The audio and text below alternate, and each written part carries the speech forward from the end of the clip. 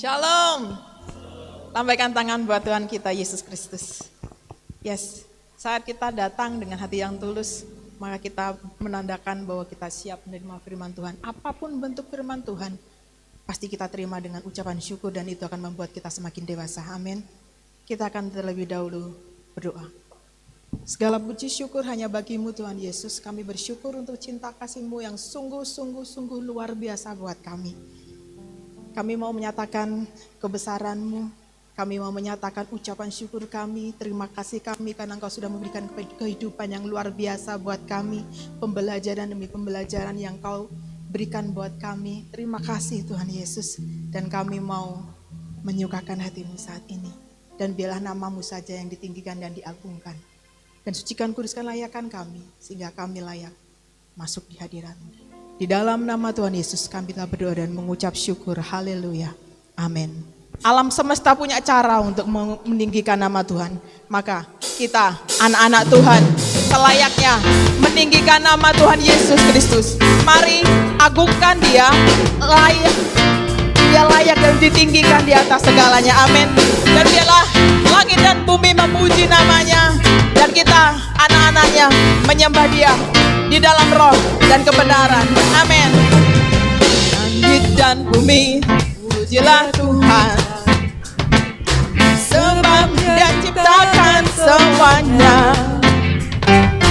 Keagungannya mengatasi langit bumi, sembah sujud di hadapannya. Katakan, langit dan bumi, langit dan bumi pujilah Tuhan, sebab Dia ciptakan semuanya. Keagungannya mengatasi langit bumi, sembah sujud di hadapannya. Ku puji, sembah, ku puji, ku sembah Yesus Tuhan dan Rajaku. Hanya Kau Tuhan dan Raja kami Tuhan Yesus. Sembah, ku puji, ku sembah Yesus Tuhan. Lagi katakan, langit dan bumi, langit dan bumi pujilah Tuhan, sebab Dia ciptakan semuanya. Ya, Kau menunjukkan keagungan-Mu dan kebesaran-Mu, menciptakan alam semesta ini. Sembah sujud di hadapan, ku puji, ku sembah.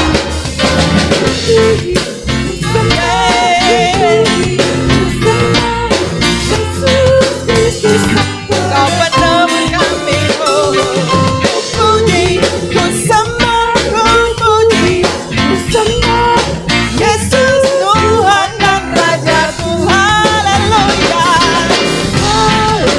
haleluya.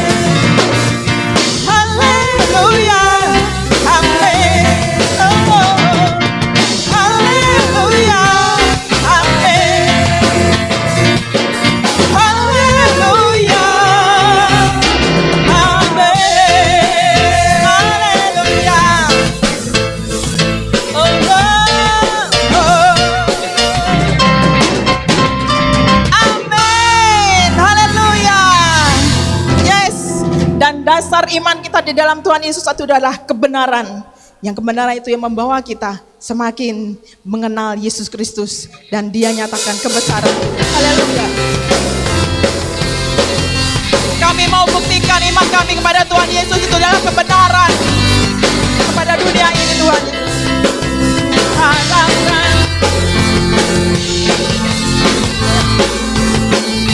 Kekuatan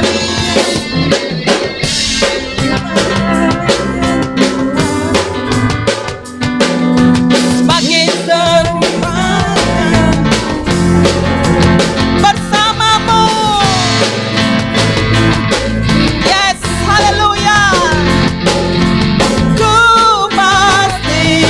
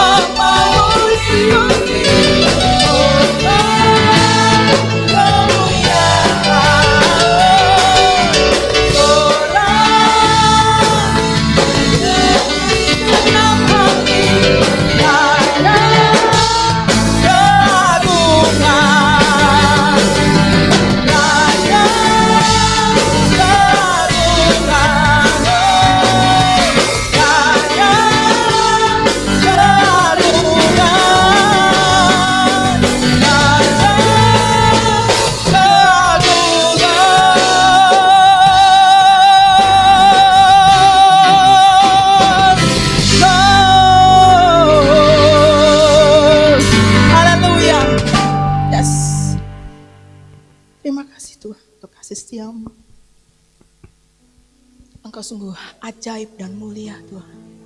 Dan kami mau tinggikan Engkau lebih, dan lebih lagi. Sebab Engkaulah Allah, Yesus Kristus Tuhan yang ditinggikan di atas segalanya, Yesus. Terima kasih Yesus. Biarlah hati kami memuji muliakan nama-Mu dan mengagungkan Engkau, Yesus Allah kami, yang tinggi luhur, yang agung mulia, Allah pencipta segalanya. Haleluya Yesus. Haleluya Yesus.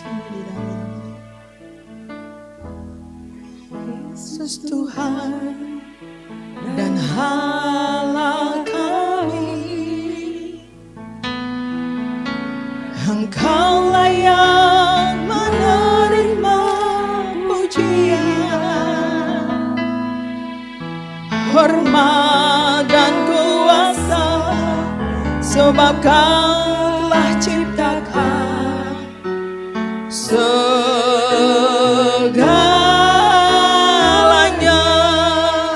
Oleh karena kasih, oleh karena dan kehendak-Mu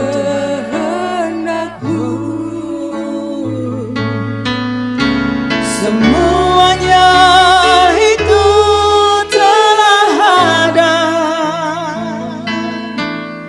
dan diciptakan untuk kemuliaan-Mu. Terpujilah Tuhan.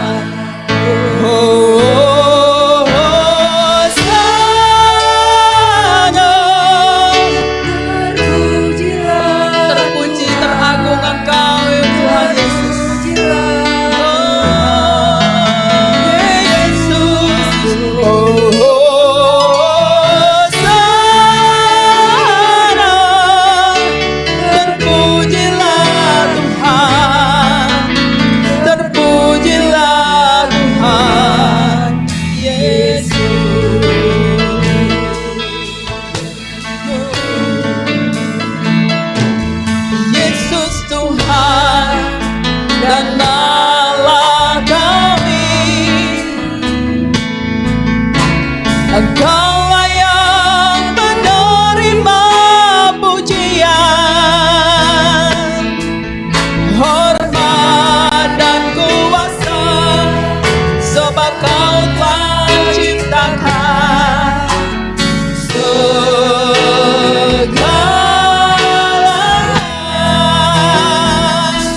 Oleh karena kehendak-Mu semuanya itu telah ada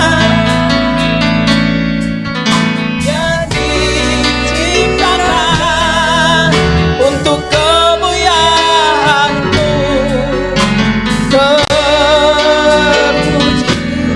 Dengan segenap hati katakan, Tuhan Yesus, Tuhan Yesus Allah kami dan Allah kami.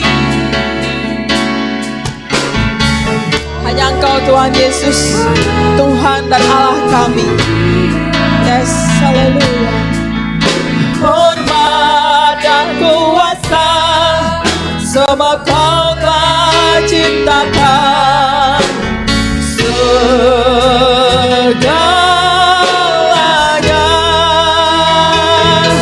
Oleh karena kehendak-Mu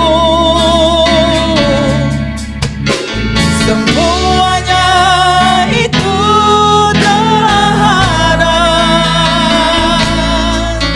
dan diciptakan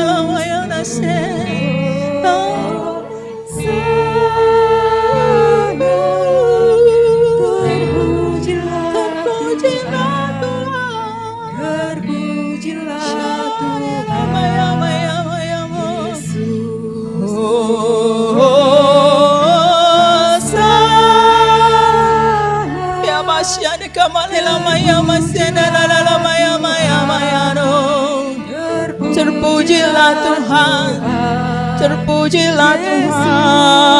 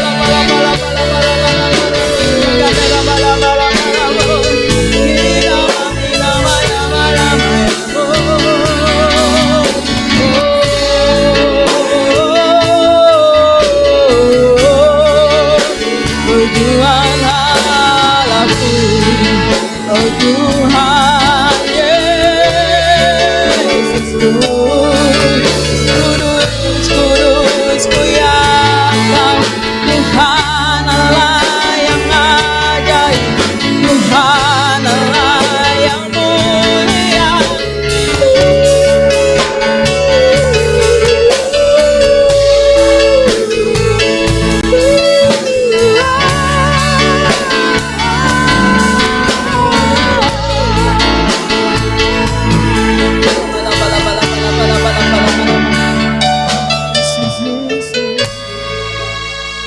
Yesus, ajaib Engkau, Tuhan Yesusku.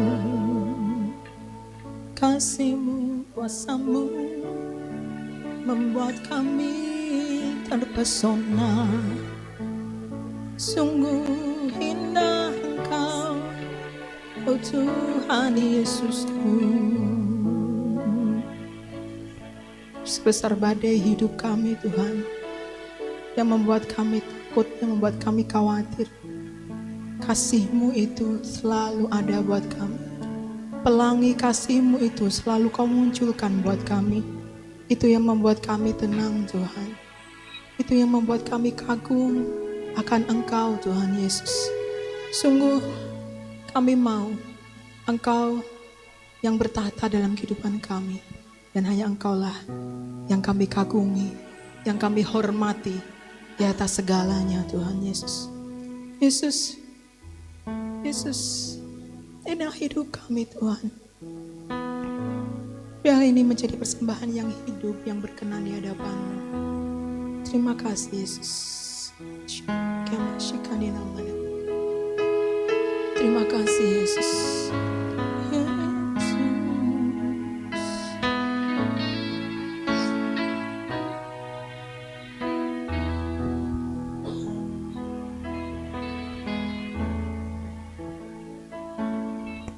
Sungguh indah tiada taranya, sungguh menakjubkan, sungguh ajaib Tuhan-Mu. Pikiran kami gak bisa memahami Engkau Tuhan Yesus, tapi itulah kasih-Mu, sungguh besar dan ajaib Engkau Tuhan. Hikmat-Mu tiada terselami, dan dengan hikmat-Mu Tuhan kami tahu memahami akan kasih-Mu Tuhan. Terima kasih. Kau sungguh indah tiada taranya,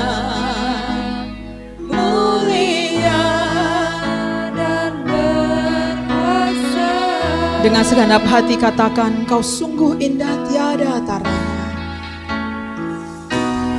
Kau sungguh indah tiada taranya. Silakan duduk dalam hadirat Tuhan. Menakjubkan, sungguh ajaib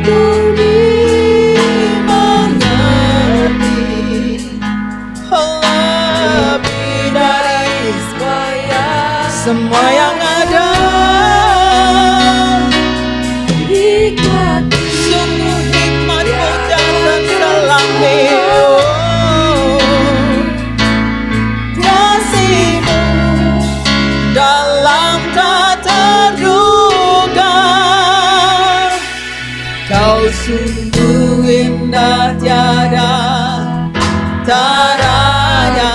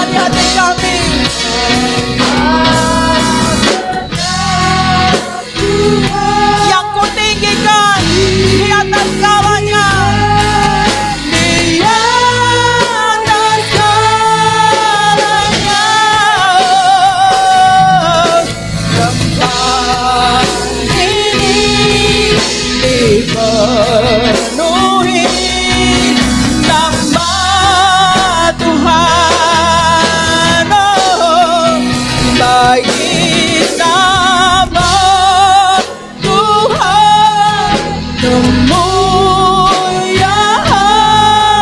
kejayaan.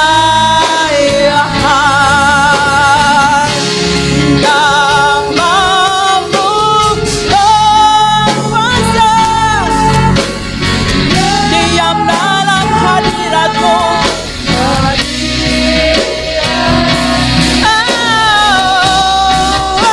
Engkau tetap Tuhan, ditinggikan di atas segala-galanya. Tempat ini dipenuhi. Itu saja pakai nama kembali. Bagi nama Tuhan, nama Tuhan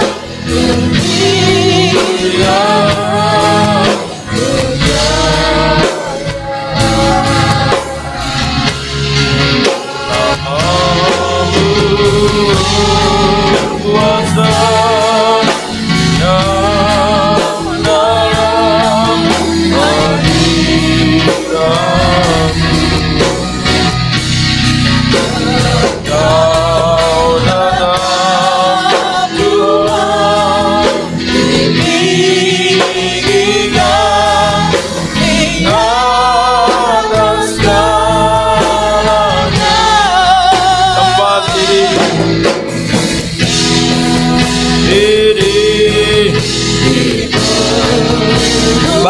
ini bangsa ini gereja ini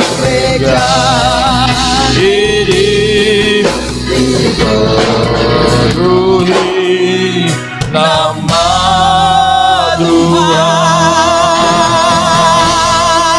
Mari sembah Tuhan.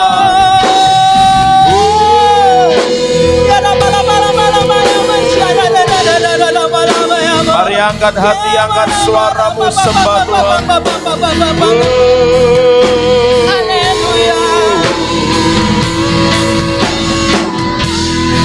Engkau yang layak dipuji, Engkau yang layak disembah, Engkau yang layak ditinggikan, diagungkan, dimuliakan selama-lamanya.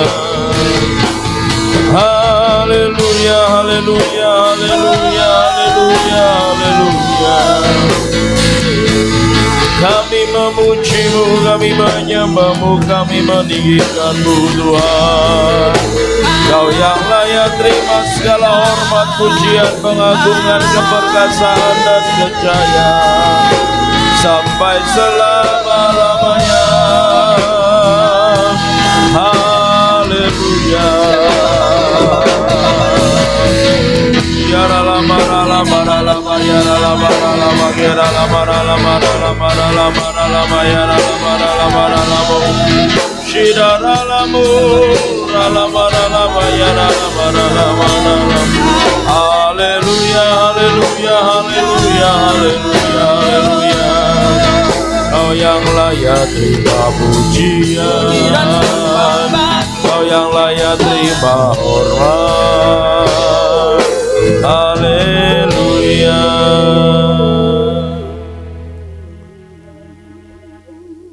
Sungguh Tuhan, kami mensyukuri atas segala apa yang Tuhan kerjakan, lakukan dalam setiap kehidupan kami.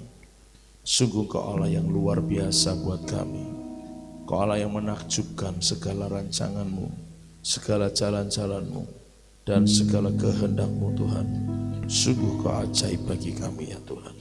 Sungguh Kau luar biasa bagi kami ya Tuhan. Itu sebabnya ya Tuhan, pagi hari ini kami mau sungguh-sungguh menundukkan diri di bawah kaki Tuhan. Kami mau belajar, kami mau dididik, kami mau dibentuk, diproses oleh Tuhan. agar kehidupan kami boleh menghasilkan sebuah kehidupan yang menyenangkan hati Tuhan. Olehnya Tuhan, mari Engkau akan berbicara kepada setiap kami semua, dan biar kiranya Tuhan anugerah-Mu saja yang akan tercurah bagi kami dan memampukan kami untuk kami mengerti setiap apa yang menjadi kebenaran firman-Mu. Terima kasih Tuhan, terima kasih Tuhan, terima kasih. Dengan ini kami siap untuk mendengar dan melakukan firman-Mu demi nama Tuhan Yesus Kristus. Haleluya. Kita semua yang siap katakan amin. Silakan duduk Bapak Ibu Saudara. Shalom. Puji Tuhan, kesempatan yang indah kita bisa kembali beribadah, memuji menyembah Tuhan, memuliakan namanya. Dan setelah kita memuji menyembah Tuhan, saatnya mari kita akan sama-sama belajar firman Tuhan. Bapak Ibu Saudara, saya ajak kita membuka Alkitab di dalam kitab Bilangan pasal 29. Kita akan baca mulai ayat yang pertama, tetapi tidak secara keseluruhan sekaligus. Kita nanti hanya akan membaca sampai ayat yang ke-6 saja, tetapi tidak sekaligus kita baca. Nah, Bapak Ibu Saudara, saya akan baca di ayat yang pertama terlebih dahulu.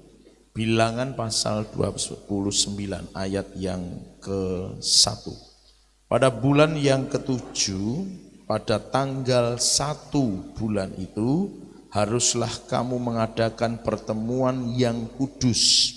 Maka tidak boleh kamu melakukan sesuatu pekerjaan berat. Itulah hari peniupan serunai bagimu.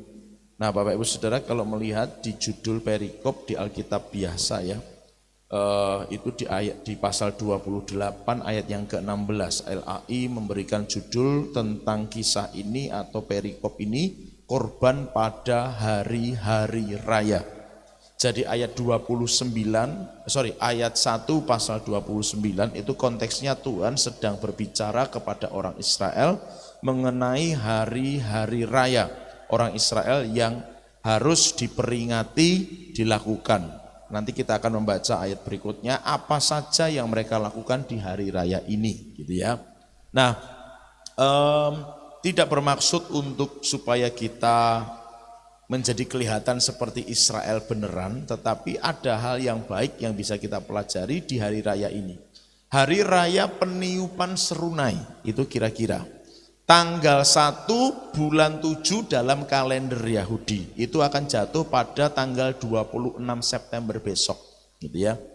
Itu jadi tanggal 26 bulan September besok itu menurut kalender Yahudi adalah tanggal 1 bulan 7. Dan itu hari raya peniupan serunai. Serunai itu mirip seruling, gitu ya. Tapi itu memang alat musik khas sana, begitu ya. Bukan seruling seperti yang kita bisa bayangkan, tapi itu alat tiup. Bentuknya mirip seruling, gitu ya. Kalau yang saya tiup itu kan namanya shofar dari tanduk, ya, tanduk binatang. Tapi itu serunai, bentuknya mirip seruling, tapi bukan seruling seperti yang kita bayangkan. Mirip saja bentuknya, tapi memang itu juga alat tiup, kira-kira seperti itu. Nah, tanggal 1 bulan 7 itu menjadi tahun baru dalam konteks bukan pergantian tahun ya, tapi itu menjadi tahun baru di mana itu akan menjadi tahun pertama tahun Sabat akan dimulai. Kira-kira seperti itu. Sekali lagi Bapak Ibu Saudara, jadi tanggal 1 bulan 7 seperti yang tertulis dalam ayat 1 ini, itu menjadi hari raya peniupan serunai, gitu ya. Dan itu menjadi penanda sebagai pergantian tahun, karena tahun itu akan menjadi tahun Sabat buat orang Israel. Nanti kalau kita akan pelajari ayat-ayat seterusnya, Bapak Ibu Saudara bisa baca ayat selanjutnya, itu nanti akan terlihat sekali apa yang harus mereka lakukan, gitu ya. Nah, tetapi di awal ini, di tanggal 1 itu, mereka disuruh Tuhan untuk mengadakan pertemuan kudus, gitu, kira-kira begitu. Apa yang mereka lakukan, apa yang orang Israel lakukan pada saat hari raya peniupan serunai ini, mereka harus melakukan yang namanya pertemuan kudus. Dan di pertemuan kudus itu firman Tuhan berkata tidak boleh melakukan sesuatu pekerjaan berat. Mirip dengan hari Sabat, mirip dengan hari Sabat, tetapi itu bukan hari Sabat. Itu juga belum tahun Sabat, tetapi itu hari raya peniupan serunai. Karena itu nanti akan menjadi masa-masa persiapan mereka memasuki tahun Sabat, Bapak Ibu Saudara. Jadi ketika mereka diperintahkan Tuhan tanggal 1 bulan 7, mereka harus mengadakan hari raya peniupan serunai.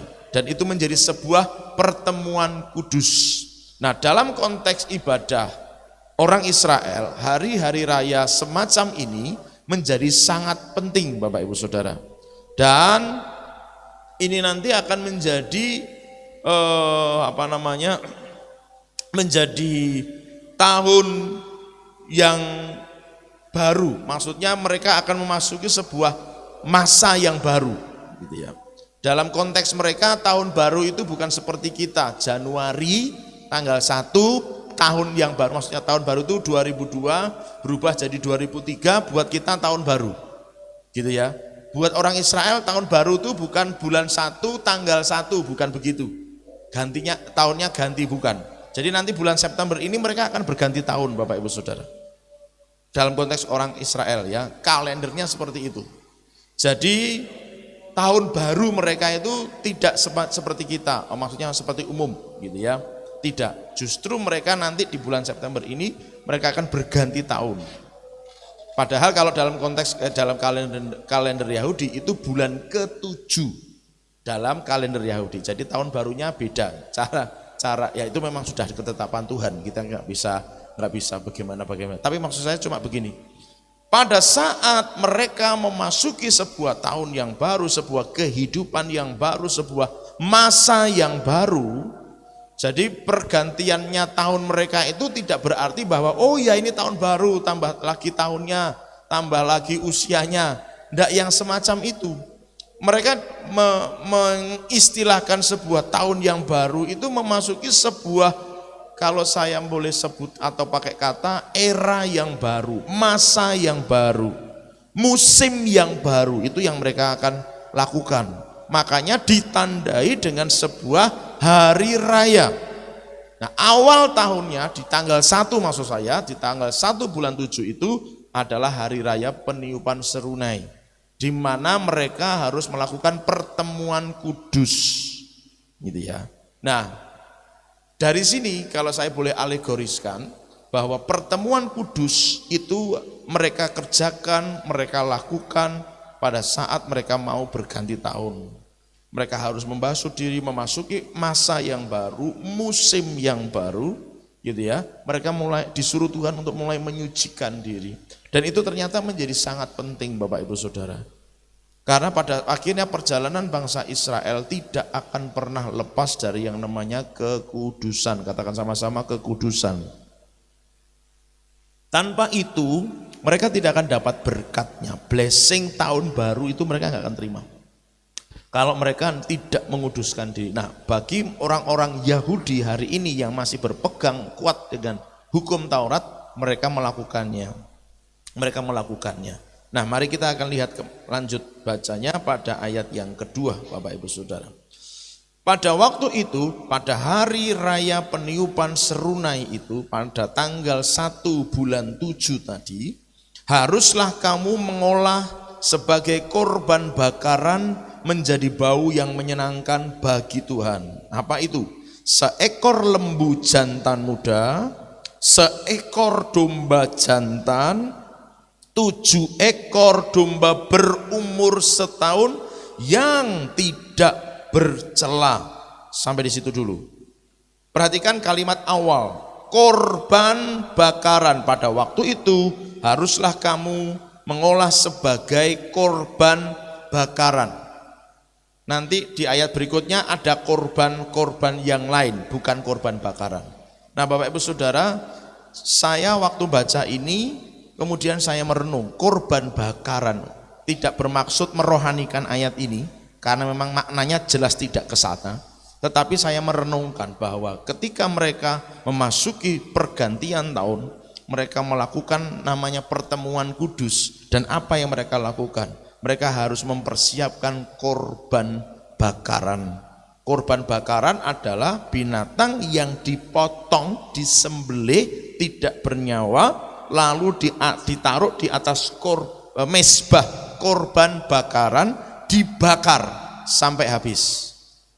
Ada beberapa peraturan dalam kitab Imamat yang memang terlalu banyak kalau kita jelaskan sekarang, tetapi yang jelas korban bakaran adalah korban binatang yang dimatikan dan kemudian itu dibakar, dipersembahkan di hadapan Tuhan. Itu namanya korban bakaran, dibakar sampai habis. Saya merenungkannya begini, saya mendapatkan hikmahnya tuh begini Bapak Ibu Saudara. Korban bakaran yang disuruh Tuhan adalah korban yang dimatikan, ditaruh di atas mezbah korban, dibakar sampai habis. Salah satu bentuk kekudusan yang Tuhan mau atas setiap umatnya adalah belajar mematikan. Mematikan entah apa itu yang tidak berkenan kepada Tuhan. Bisa sesuatu yang bersifat karakter, bisa sesuatu yang bersifat kebiasaan, bisa sesuatu yang bersifat ikatan-ikatan, bisa sesuatu yang bersifat kutuk-kutuk yang mungkin masih ada. Tapi yang jelas itu harus dimatikan, dibakar sampai habis. Secara gampang, secara sederhana bahasanya adalah bahwa ketika pertemuan kudus itu diperintahkan oleh Tuhan, umatnya harus mempersembahkan korban bakaran. Jadi mematikan segala sesuatu yang ada dalam hidup ini menjadi habis dibakar di hadapan Tuhan. Itu sebuah kekudusan, dan itu yang akan membawa seseorang, dalam konteks orang Israel ini, mereka akan diberkati Tuhan. Pada masa pergantian tahun itu mereka akan diberkati Tuhan kalau mereka melakukan ini. Nah Bapak Ibu Saudara yang dikasihi oleh Tuhan, memang kita tidak sedang ingin memperingati tahun barunya orang Israel, tetapi pada saat tahun baru itu ada buat mereka, ternyata inilah yang mereka lakukan di hadapan Tuhan. Ada sebuah korban yang harus disembelih, dipotong, dimatikan, dibakar sampai habis. Bapak Ibu Saudara, mari kita mulai merenungkan, kiranya kehidupan kita telah mati dari segala hal yang tidak berkenan kepada Tuhan. Katakan amin. Maka kalau mungkin sekiranya masih ada, mari dengan segala kerendahan hati datang pada Tuhan, matikan semua yang tidak berkenan kepada Tuhan itu, bakar sampai habis, tak tersisa, sehingga hidup kita menjadi kudus, suci, tak bernoda, tak bercacat di hadapan Tuhan. Yang sepakat katakan amin. Itu yang pertama, tentang korban bakaran. Mari lanjut ayat yang ketiga. Juga sebagai korban sajian. Apa yang disajikan itu nanti? Tepung yang terbaik diolah dengan minyak, yakni 3/10 eva untuk lembu jantan itu, dan 2/10 eva untuk domba jantan itu. Lanjut, dan 1/10 eva untuk setiap domba dari ke7 ekor domba itu. Ternyata ini adalah korban sajian. Jadi Bapak Ibu Saudara, dari apa yang diperintahkan Tuhan kepada orang Israel untuk dilakukan pada saat hari raya peniupan serunai, ada korban sajian. Korban sajian itu sesuatu yang diolah. Kalau dalam ayat yang kita baca itu kan dari tepung gitu kan. Hanya saja berbagai macam ukuran. Ada yang 3/10, ada yang 2/10, ada yang 1/10. Tapi semuanya adalah dari tepung yang terbaik diolah dengan minyak. Nah, yang mau saya garis bawahi adalah tepung yang terbaik. Itu yang disajikan, menjadi korban sajian. Artinya memang itu menjadi sesuatu yang disajikan. Lah sing makan siapa nanti? Para imam yang diperintahkan Tuhan, atau siapapun pada akhirnya yang disuruh Tuhan. Nanti persembahkan ke sini atau kasih ke sini atau diberikan kepada ini dan itu dan seterusnya. Gitu ya. Jadi Bapak Ibu Saudara yang dikasihi Tuhan, ada yang kedua namanya korban sajian. Sesuatu yang disuguhkan, kira-kira seperti itu. Ya bayangannya ini bukan prasmanan gitu ya, kayak kita begitu ya. Misalnya ada acara apa, kemudian kita prasmanan, ada sesuatu yang disajikan. Membayangkannya walaupun itu sebuah sajian, tetapi membayangkannya jangan seperti kita waktu makan prasmanan begitu, bukan. Karena ini memang tidak untuk dimakan keroyokan gitu Bapak Ibu Saudara. Ini sesuatu yang dibawa oleh orang Israel untuk menjadi korban sajian, disajikan, disuguhkan. Itu untuk mempermudah kita membayangkan korban sajian, disajikan atau disuguhkan. Inti dari korban sajian adalah tepung yang terbaik dengan berbagai macam ukuran, karena yang untuk ini 3/10, ini 2/10, yang ini 1/10, kira-kira seperti itu. Tetapi itu tepung yang terbaik.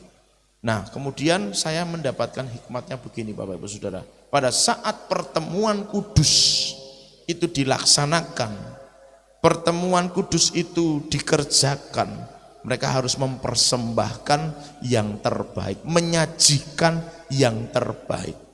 Berulang kali sudah saya sampaikan, saya singgung lagi kali ini. Terbaik itu yang seperti apa? Bisa memiliki multi arti. Maksudnya adalah begini, kalau yang terbaik itu artinya harus lama, maka berikan yang paling lama buat Tuhan, katakan amin. Kalau yang terbaik itu artinya harus mahal, maka berikan yang termahal buat Tuhan, katakan amin. Kalau yang terbaik itu artinya membutuhkan korban di sini, di situ korban waktu, itu adalah yang terbaik misalnya begitu. Atau yang terbaik itu artinya harus mengorbankan tenaga, atau yang terbaik itu artinya mengorbankan pikiran dan sebagainya. Mari berikan itu buat Tuhan. Tidak berarti harus mahal, tidak berarti harus lama gitu ya maksud saya. Tidak berarti harus begitu. Tapi kalau arti yang terbaik itu ternyata butuh waktu yang lama, mari berikan waktu yang paling lama buat Tuhan, gitu maksudnya. Kalau yang terbaik itu memang membutuhkan sesuatu yang lebih mahal, berikan yang paling mahal, karena itu yang terbaik buat Tuhan. Seperti perempuan yang meminyaki kaki Yesus dan menyeka dengan rambutnya, minyak yang mahal yang digunakan, itu minyak paling mahal. Dan hanya digunakan untuk menyeka kaki Yesus. Tetapi Yesus memuji persembahan itu. Tapi ingat baik-baik. Kan tidak harus mahal tadi saya katakan. Kenapa? Karena janda yang memasukkan 2 peser itu ke kotak persembahan itu yang dipuji Tuhan sebagai persembahan yang terbaik.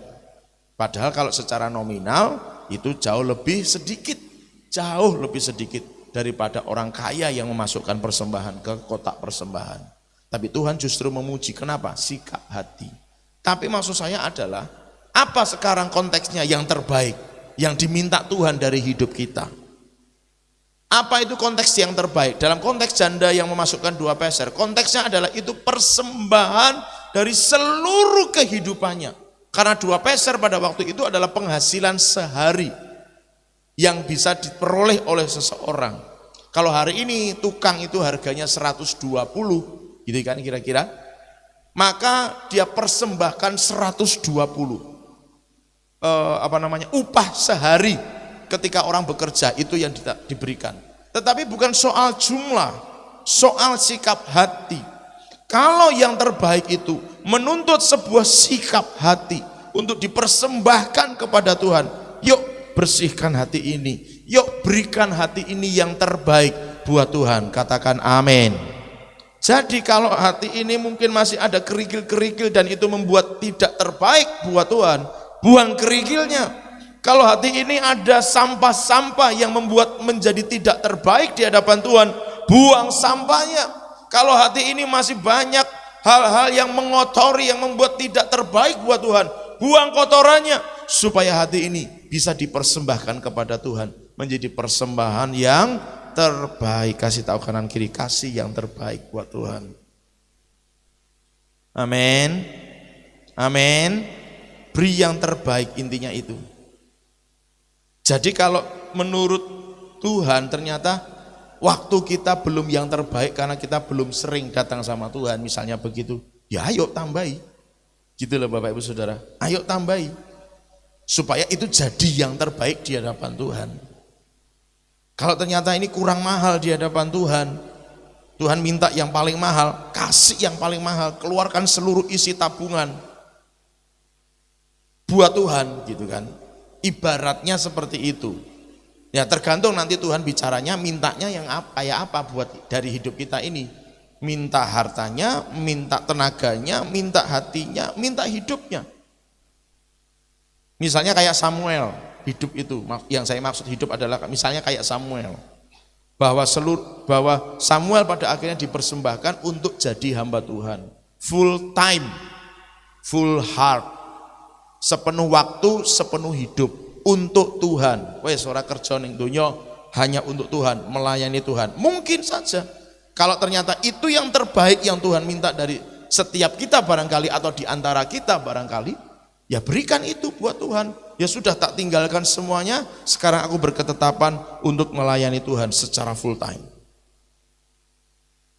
Jadi jangan berpikir, enggak lah itu bagiannya orang-orang sana lah, itu bagiannya orang-orang situlah. Aku enggak bisa begini atau aku enggak bisa begitu. Enggak. Mikirnya apa yang sekarang Tuhan minta dari hidupku. Kalau Tuhan minta hidup kita sepenuhnya untuk Tuhan, full time buat Tuhan, ya sudah tinggalkan semuanya dan full time buat Tuhan. Tapi kalau memang bukan itu yang diminta Tuhan, yang lain, dan yang lain itu apa, seberapa, ya mari maksimalkan itu sesuai yang diminta Tuhan. Katakan sama-sama, sesuai yang diminta Tuhan. Amin. Nah kadang-kadang Bapak Ibu Saudara, kita ini diplesetke oleh setan melalui pikiran dan hati.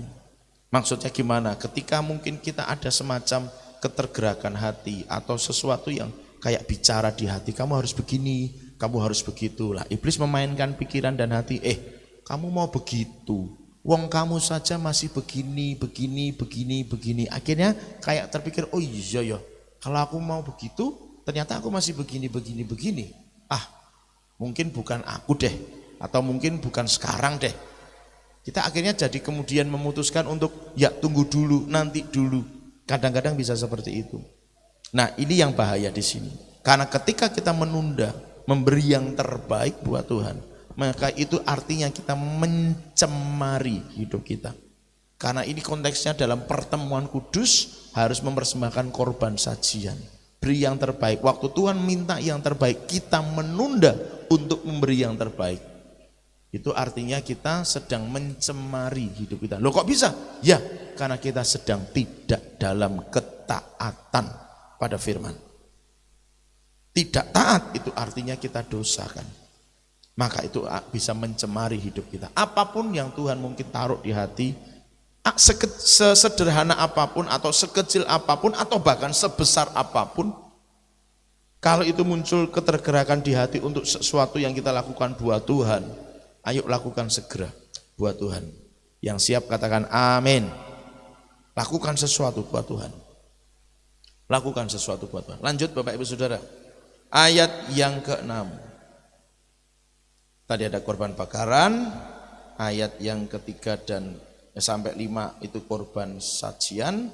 Ayat yang ke-6. Selain dari korban bakaran bulan baru serta dengan korban sajiannya dan korban bakaran yang tetap serta dengan korban sajiannya dan korban curahannya sesuai dengan peraturannya menjadi bau yang menyenangkan, suatu korban api-apian bagi Tuhan.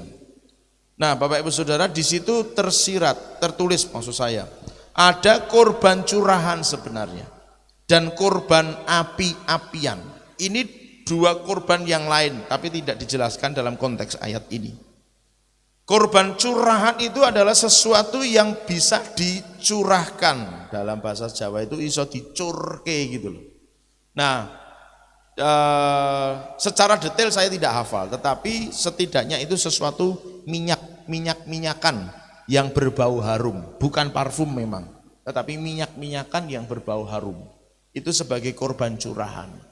Kadang ada beberapa benda cair yang diminta Tuhan untuk dicurahkan. Jadi kalau itu korban curahan modelnya Bapak Ibu Saudara, itu memang dicurahkan di hadapan mezbah Tuhan sebagai korban curahan. Dan itu biasanya sesuatu yang berbau harum Bapak Ibu Saudara. Tapi intinya ada korban curahan, korban bukan soal materinya ya, cair atau padat, tetapi sesuatu yang berbau harum. Berbau harum, wangi di hadapan Tuhan. Makanya disebutkan ada korban curahan sesuai dengan peraturannya menjadi bau yang menyenangkan. Menjadi bau yang menyenangkan. Nah, saya pinjem pelajaran tabernakel, kemah suci. Pelajaran tabernakel berkata, sesuatu yang menyenangkan hati Tuhan itu apa?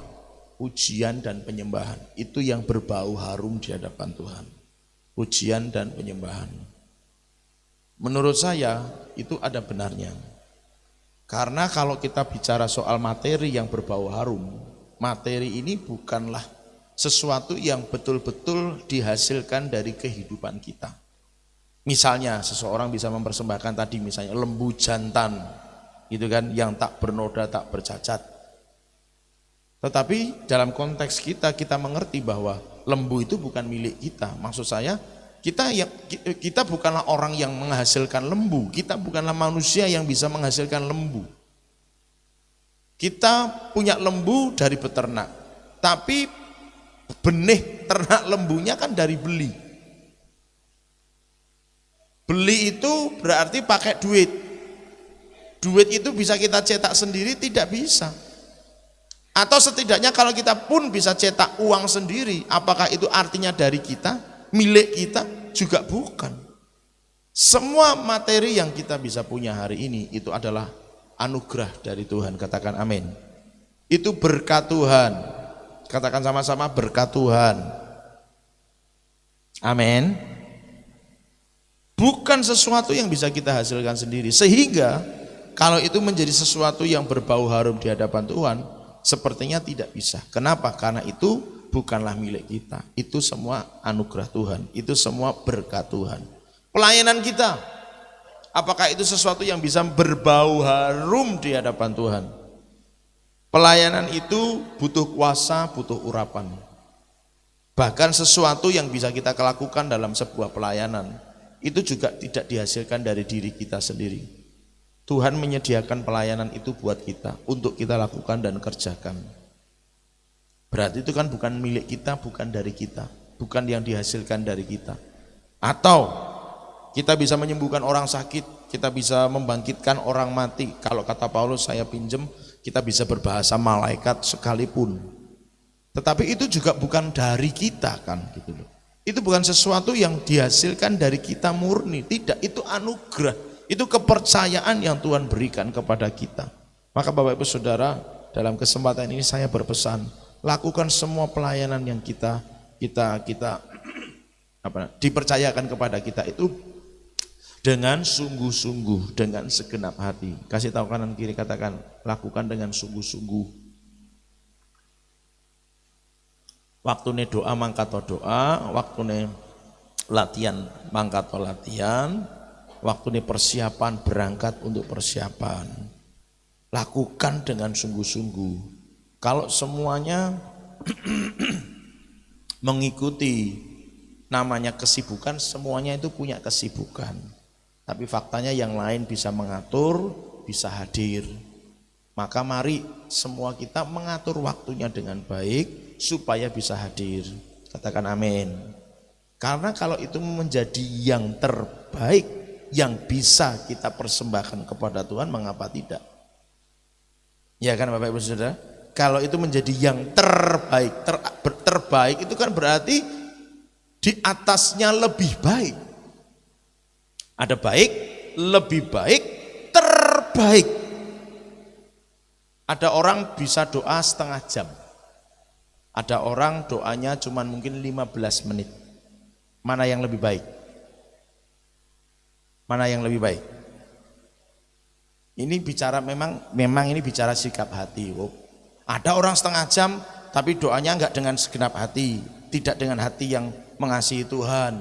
Ada orang yang doanya 1/4 jam tapi sikap hatinya terbaik di hadapan Tuhan. Maka yang dihargai Tuhan pasti yang 15 menit. Ya, kalau itu bicara sikap hati. Tapi sekarang bicaranya sama-sama dengan sikap hati, gitu kan Saudara? Sama-sama dengan sikap hati. Sama-sama dengan hati yang terbaik di hadapan Tuhan. 15 menit, setengah jam, mana yang lebih baik? Setengah jam pasti. Sama-sama loh ya, dengan sikap hati yang sama. Tetapi kalau ada 3 pilihan, 15 menit, setengah jam, 45 menit, mana yang terbaik di antara ketiganya? Yang 45 menit. Dengan sikap hati yang sama loh ya, sekali lagi dengan sikap hati yang sama. Ya, mengapa? Karena dengan banyak berkomunikasi dengan Tuhan, 15 menit, setengah jam, 45 menit. Berarti waktu untuk berjumpa dengan Tuhan mana yang lebih lama? Yang 45 menit. Kalau itu dikatakan sebagai mengobrol dengan Tuhan, maka berapa banyak mana yang bisa lebih banyak lebih banyak bisa memperoleh ilmu dari Tuhan? Yang 45 menit. Kalau itu menjadi sebuah penyembahan dengan sikap hati yang sama ya, dengan sikap hati yang sama. Kalau itu bicara penyembahan, mana yang mempersembahkan lebih banyak buat Tuhan? Yang pasti 45 menit. Jadi di antara ketiganya mana yang terbaik pada akhirnya? Yang 45 menit. Yang mengerti bisa katakan amin. Yang mengerti bisa katakan amin. Nah, bagaimana dengan yang tidak sama sekali? Ya tergantung sikap hatinya juga, tergantung bagaimana Tuhan menginginkannya. Kan saya tidak bisa menghakimi personal. Tapi kalau Tuhan minta waktu, Tuhan minta tenaga, Tuhan minta pikiran, dan kita belum bisa memberikannya buat Tuhan, berarti harus ada yang diubah, harus ada yang diganti. Karena Tuhan minta waktu kita, Tuhan minta penyembahan kita, Tuhan minta tenaga kita, Tuhan minta pikiran kita. Tidak mungkin bahwa setiap orang itu tidak punya apa-apa untuk bisa dipersembahkan kepada Tuhan. Itu tidak mungkin. Setidaknya kalau harta tidak punya. Gitu kan Bapak Ibu Saudara.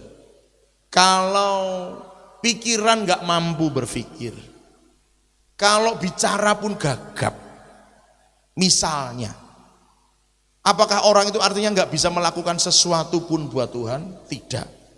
Saya sangat percaya masih ada satu talenta yang tetap Tuhan percayakan pada masing-masing orang yang percaya kepadanya. Satu talenta. Satu talenta. Tuhan pasti percayakan pada seseorang. Tinggal dikerjakan atau tidak. Bapak Ibu Saudara yang dikasihi oleh Tuhan, Nick Vujicic saya pernah sampaikan fotonya di sini. Nanti kalau yang bisa Google silahkan cari. Nick Vujicic kalau tidak salah begitu ya namanya. Itu tidak punya kaki, tidak punya tangan sejak lahir. Jadi kemudian orang bisa berkata tidak bisa melakukan sesuatu buat Tuhan. Tidak, faktanya justru dia banyak melakukan sesuatu untuk Tuhan melebihi kita dan saya, saudara dan saya hari ini. Serius, dia justru bisa melakukan lebih banyak buat Tuhan, melebihi saudara dan saya hari ini. Kenapa? Pelayanannya kemana-mana dan memberkati banyak orang. Pelayanannya kemana-mana dan memberkati banyak orang. Jadi, maksud saya keterbatasan seseorang itu kemudian menyimpulkan bahwa nggak mungkin ada yang bisa dilakukan buat Tuhan. Tidak, salah. Pasti ada. Orang kita yang satu talenta tadi yang saya katakan, pasti orang bisa melakukan sesuatu buat Tuhan. Nah, tergantung bagaimana apakah orang itu mau mengembangkan, mengerjakan talentanya atau tidak. Nah, jadi yang menjadi harum di hadapan Tuhan memang bukan yang paling lama, memang bukan yang paling mahal, tapi mulai renungkan dengan sikap hati yang sama. Kalau aku bisa melakukan 2 dibandingkan 1, kenapa aku melakukan 1?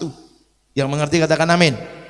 Kalau aku bisa melakukan 5, kenapa aku hanya melakukan 4? Dengan sikap hati yang sama. Kalau aku bisa setengah jam, kenapa aku melakukannya cuma 1/4 jam? Yang menyenangkan hati Tuhan memang bukan soal berapa lama, berapa mahal. Sikap hati memang. Tetapi kalau memang bisa melakukan lebih baik, bahkan menjadi yang terbaik, kenapa tidak dilakukan yang terbaik? Hanya sekedar lebih baik. Pilih yang terbaik. Kasih tahu kanan kiri, katakan pilih yang terbaik. Jangan sekedar suka lebih baik. Yang terbaik, bahkan kalau bisa nih, yang terbaik di antara yang terbaik. Semuanya ini terbaik. Tapi di antara semua yang terbaik ada satu yang paling baik. Pilih itu, persembahkan buat Tuhan. Berbau harum, menyenangkan hati Tuhan. Nah, kembali ke soal pujian penyembahan. Loh, kan kita memuji menyembah itu kan juga oleh karena anugerah Tuhan, betul. Tapi itu kan dihasilkan dari hati kita yang kita persembahkan kepada Tuhan. Nah, ini kan beda. Kalau ini muncul dari hati yang bisa kita persembahkan kepada Tuhan, apa itu? Cuma pujian, penyembahan yang bisa kita hasilkan dari hati. Kalau bicara materi, pikiran, kepandaian kita itu kan hikmat dari Tuhan kan. Tapi kalau penyembahan itu kan sesuatu yang murni kita ungkapkan dari hati kita sebagai yang diciptakan Tuhan. Maka pujian penyembahan menjadi persembahan yang menyenangkan, berbau harum di hadapan Tuhan. Bapak Ibu Saudara pernah membayangkan atau pernah mengalami atau pernah melihat parfum satu botol disemprotkan 1 kali, disemprotkan 10 kali, atau botol parfumnya pecah dan kemudiannya seluruhnya tumpah ke ruangan ini. Kira-kira mana yang lebih harum? Ruangan ini akan lebih harum dari 3 tadi, disemprotkan 1 kali, disemprotkan 5 kali, atau botolnya pecah dan seluruh isinya keluar ke ruangan ini tumpah, mana yang jauh lebih wangi ruangan ini? Belum pernah ngalami Bapak Ibu Saudara ya. Kami pernah ngalami botol parfum pecah.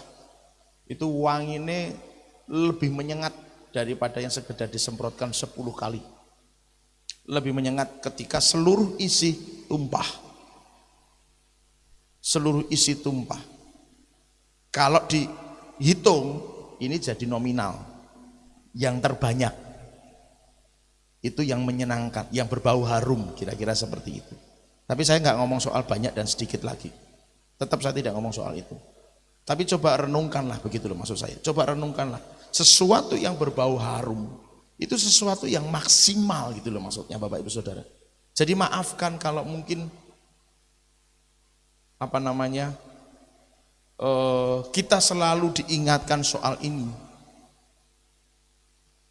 Kita harus mengerti dan menyadari bahwa aku belum berbau harum di hadapan Tuhan karena ya itu tadi, hal-hal yang lain masih menghambat aku, hal-hal yang lain masih menghalang-halangi aku, dan kita mesti sadar itu.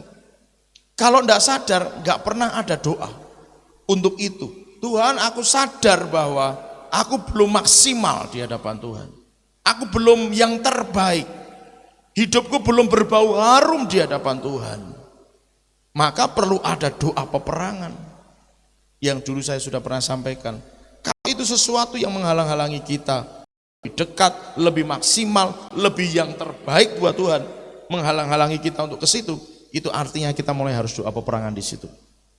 Nah, kebanyakan orang lebih memilih tinggal di zona nyaman. Padahal dia sadar ini menghalang-halangi aku untuk menjadi bisa memberi yang terbaik buat Tuhan. Sadar dia, tapi tidak mau peperangan di situ. Ini yang berbahaya Bapak Ibu Saudara, karena kita akan punya banyak celah atau celahnya sangat lebar untuk iblis bisa mengganggu hidup kita. Bisa merusak hidup kita, bisa menjauhkan kita lebih lagi dari Tuhan. Ini musimnya kita mesti sadar bahwa harus bisa memberi yang terbaik buat Tuhan, menjadi bau yang menyenangkan hati Tuhan. Lalu ada suatu korban api-apian, itu bagian terakhir. Korban api-apian adalah sesuatu yang dibakar, tadi di depan sudah saya singgung, yang dibakar sampai habis. Itu korban api-apian. Dibakar sampai habis. Dibakar sampai habis. Jadi Bapak Ibu Saudara yang dikasihi Tuhan, Itu sesuatu yang menyenangkan buat Tuhan. Itu pertemuan kudus yang dirancangkan Tuhan untuk dikerjakan oleh umatnya pada saat pergantian tahun mereka. Apa yang harus dilakukan? Pertemuan kudus. Di pertemuan kudus itu orang mesti ngapain? Nah itu tadi, korban bakaran, bakar, matikan, dibakar. Korban sajian, sesuatu yang terbaik Tuhan berikan. Korban curahan, sesuatu yang berbau harum di hadapan Tuhan. Lalu korban api-apian, sesuatu yang dibakar sampai habis. Itu pada saat pertemuan kudus. Nah, kapan kita melakukan pertemuan kudus? Setiap waktu, setiap saat. Memang itu tidak menjadi sebuah hari raya buat kita, gitu kan? Pertemuan kudus itu. Tetapi Tuhan berkata, firman Tuhan berkata, kita menjaga hidup kudus kan tidak pada saat ibadah saja. Katakan amin. Katakan amin. Kita menjaga hidup kudus itu kan tidak pada saat mau ibadah saja. Setiap waktu, setiap saat menjaga hidup kudus kita supaya kita dipakai Tuhan. Supaya Tuhan juga melimpahkan kasih karunia-Nya buat kita. Tanpa kekudusan tidak mungkin seseorang bisa melihat Tuhan. Tanpa kekudusan tidak mungkin seseorang juga menjadi berkenan kepada Tuhan. Jadi kapan pertemuan kudus itu? Ya setiap waktu, setiap saat kita harus jaga. Nah dari hari raya orang Yahudi ini, kita bisa belajar sesuatu. Bahwa ternyata agar kita mendapatkan berkat dari Tuhan, agar kita mendapatkan blessing dari Tuhan, mesti mengadakan pertemuan kudus. Gitu kan? Pertemuan kudus diisi dengan beberapa hal tadi sudah saya sampaikan. Nah olehnya setiap kita yang rindu mengalami kehidupan yang diberkati oleh Tuhan. Berkat jangan diasumsikan sebagai materi saja. Tapi berkat itu menyeluruh dari hidup kita. Ya bagaimana yang kita kerjakan dijadikan Tuhan berhasil. Bagaimana yang kemudian yang kita lakukan itu bisa membawa banyak jiwa datang kepada Tuhan. Itu termasuk berkat Tuhan buat hidup kita. Jadi waktu kita bisa dipakai Tuhan untuk membawa banyak jiwa, itu berkat. Bagaimana dengan mereka yang belum membawa banyak jiwa? Lah enggak tahu. Memang pertobatan itu milik kehendak Tuhan, kedaulatan Tuhan maksud saya. Tapi ada orang yang belum berangkat untuk memberitakan Injil. Ya mungkin ada dalam kondisi belum diberkati. Secara kekayaan dia mungkin kaya, tetapi secara pengurapan dia mungkin belum begitu diurapi oleh Tuhan, sehingga belum begitu dipakai Tuhan. Saya masih sangat percaya kepada firman Tuhan, yang dipakai Tuhan pasti diurapi Tuhan. Katakan amin. Yang dipakai Tuhan pasti diurapi Tuhan. Nah kalau belum dipakai kemungkinan belum diurapi. Kenapa belum diurapi? Belum siap diurapi. Kenapa? Pertemuan kudusnya belum maksimal, korban bakarannya belum, korban sajiannya belum, korban curahannya belum, gitu kan? Korban api-apiannya belum. Entah semuanya, entah sebagian, entah setengahnya, gitu kan? Tidak tahu.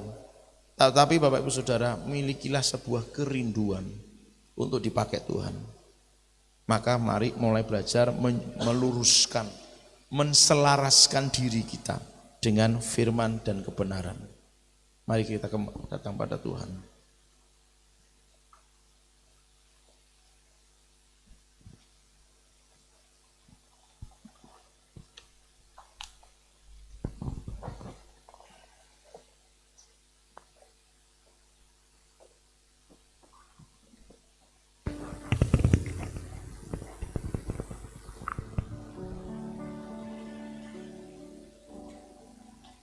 Mari sama-sama kita datang dengan merendahkan hati dan diri kita, menyadari sekiranya memang mungkin kita belum bisa memberi yang terbaik buat Tuhan. Mari sadari Bapak Ibu Saudara, dan mari minta ampun kepada Tuhan.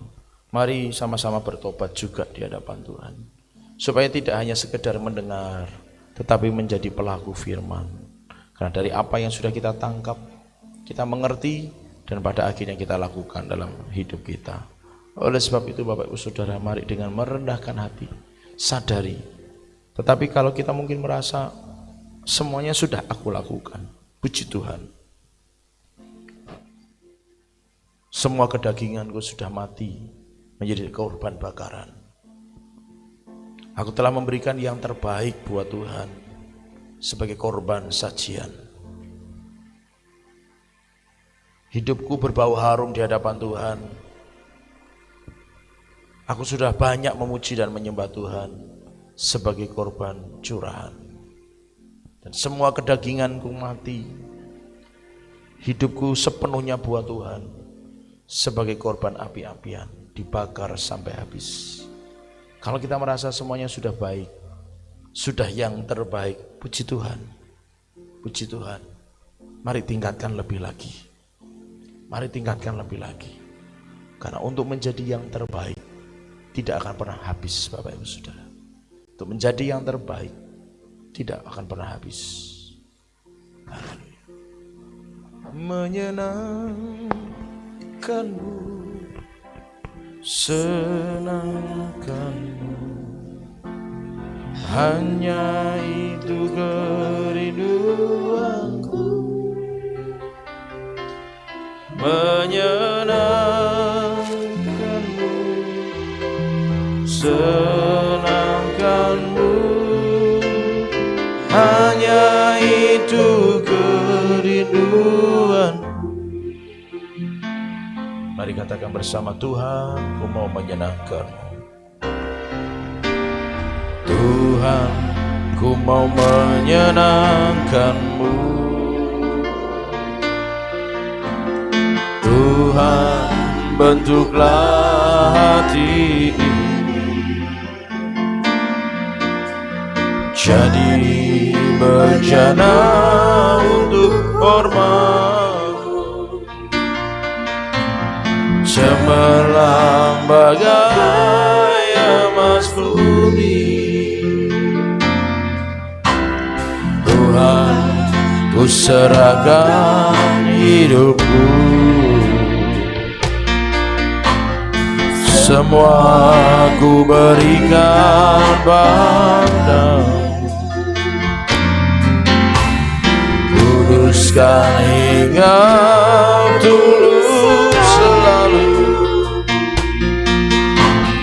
agar aku menyenangkanmu. Menyenangkanmu, senangkanmu, hanya itu kerinduanku. Menyenangkanmu, senangkanmu, hanya itu kerinduanku. Mari yang sungguh-sungguh mau menyenangkan hati Tuhan, naikkan pujian ini sambil bangkit berdiri di hadapan Tuhan. Tuhan, ku mau menyenangkanmu. Tuhan, bentuklah hati ini jadi bejana untuk hormat-Mu, cemerlang bagai emas murni. Tuhan, ku serahkan hidupku, semua ku berikan padamu.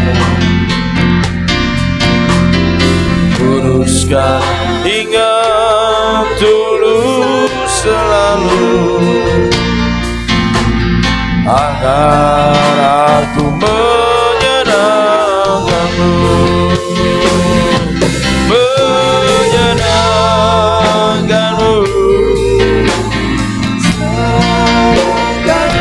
hanya itu kerinduan.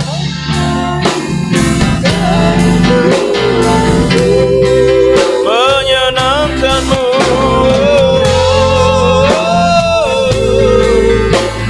senangkanmu, hanya itu kerinduanku. Menyenangkanmu,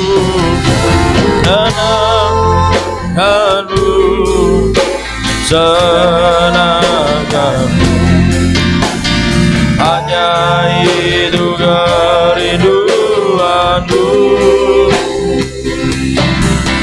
menyenangkanmu, senangkanmu. Hanya itu kerinduanku. Sekali lagi katakan, menyenangkanmu, menyenangkanmu, senangkanmu. Hanya itu kerinduanku,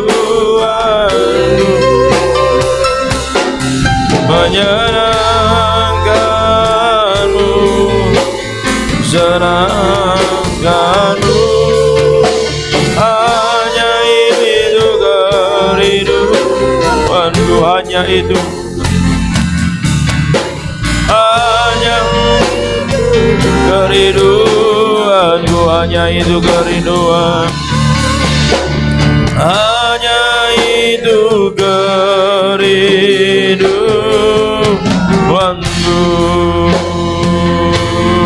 Mari sembah Tuhan. Haleluya. Berikan penyembahan yang terbaik buat Tuhan kita Yesus Kristus sebagai korban yang menyenangkan hati Tuhan, berbau harum di hadapan Tuhan. Haleluya.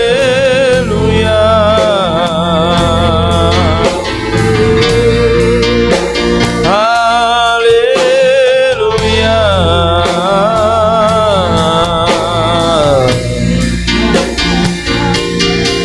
Terpujilah namamu ya Tuhan, terpujilah namamu Yesus.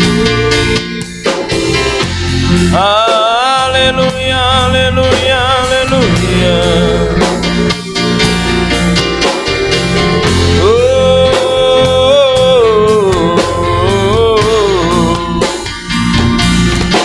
Haleluya, haleluya, haleluya, haleluya. Kami mau menyenangkanmu, kami mau menyenangkanmu Tuhan Yesus. Haleluya, haleluya, haleluya, haleluya, haleluya. Terpujilah namamu, terpujilah namamu ya Tuhan. Haleluya.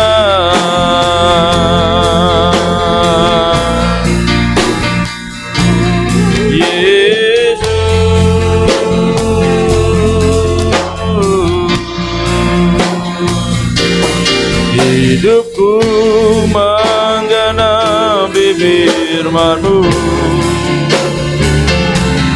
tanda mujizat sertai tiap langkahku. Kau bersamaku di dalamku, jadi bukti kebesaran-Mu. Hidupku menggenapi firman-Mu, tanda mujizat sertai tiap langkahku. Kau bersamaku di dalamku, jadi bukti kebesaran-Mu. Sekali lagi katakan, hidupku menggenapi firman-Mu, tanda mujizat sertai tiap langkahku. Kau bersamaku di dalamku, jadi bukti kebesaran-Mu. Kau bersamaku, Kau bersamaku di dalamku, jadi bukti kebesaran-Mu. Kau bersamaku, Kau bersamaku di dalamku, jadi bukti kebesaranmu.